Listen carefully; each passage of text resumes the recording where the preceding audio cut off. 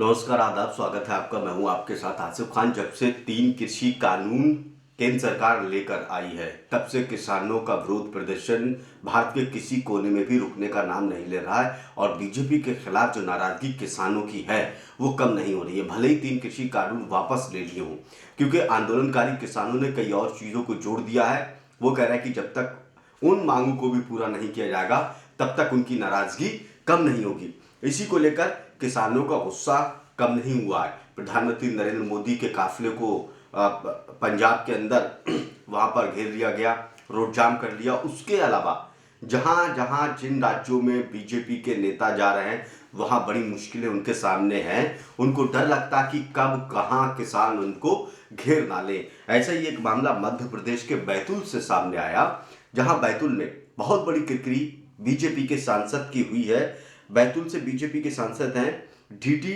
उइके।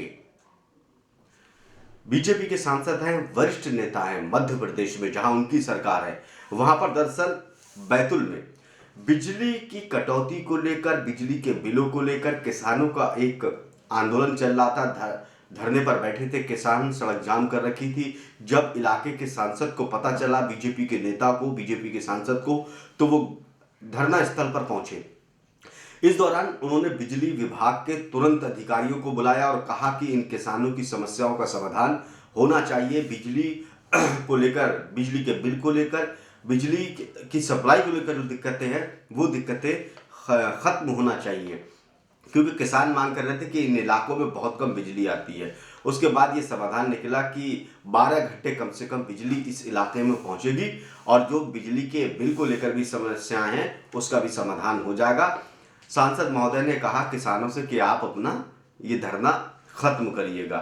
अब यहाँ पर जब सांसद महोदय पहुंचे, क्योंकि धरना प्रदर्शन कर रहे थे किसान पहले से ही नाराज हैं बीजेपी के नेताओं से, तो इस बात को तो अधिकारियों ने तो मान लिया, चलिए ठीक है, इनका समस्या का समाधान 1 हफ्ते के अंदर हो जाएगा बिल को लेकर, और बिजली भी यहाँ पर आएगी कम से कम 12 घंटा। लेकिन जब किसानों को संबोधित कर रहे थे बीजेपी के सांसद और उन्होंने समस्या का समाधान किया, उसके बाद उन्होंने कहा एक बार जोर से तालियां बजाइएगा किसानों से।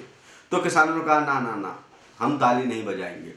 उन्होंने कहा कि भारत माता की जय कहिए। उन्होंने कहा ना ना ना ना, किसी तरह का हम कोई नारा नहीं लगाएंगे। उसके बाद क्या होता है कि बीजेपी के सांसद डीडी उइके वहां पर मौजूद जब थे, तो उनके सामने किसान एकता जिंदाबाद, किसान एकता जिंदाबाद, किसान जिंदाबाद के नारे किसान लगाने लगे। इसके बाद बड़ा असहज बीजेपी के सांसद वहां पर महसूस करने लगे। उनकी तो बहुत बड़ी घोर बेइज्जती हो गई, क्योंकि उनके कहने पर नारे नहीं लगाए, और नारे लगाए तो किसानों ने अपने एकता के नारे लगाए कि देखिए किसानों की एकता के सामने, किसान ये दिखा रहे थे, किसानों की एकता के सामने बीजेपी के सांसद, बीजेपी का प्रशासन किस तरह से झुक गया। बीजेपी के सांसद ने जल्दी से अधिकारियों को बुलाया, उनका संदेश ये था, और अधिकारियों को बुलाकर उनकी समस्या का समाधान करने का आश्वासन दिया।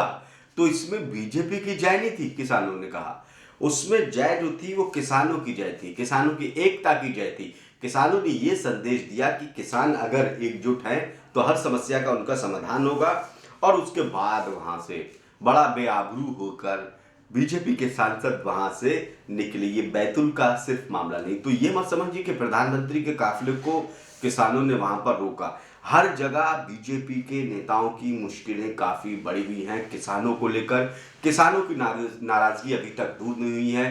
किसानों का कहना है कि जब तक बाकी मांगों को उनकी नहीं माना जाएगा, तब तक उनकी नाराज़गी कम नहीं होगी। अगर बीजेपी ये सोच रही है कि 3 कृषि कानून वापस लेकर किसानों की नाराज़गी दूर हो गई, तो ऐसा हमें तो बिल्कुल नहीं दिख रहा है। हर जगह किसान डटे हुए हैं, अभी भी उनके दिल में नाराज़गी है, वो नाराज़गी दूर नहीं हुई है। नमस्कार।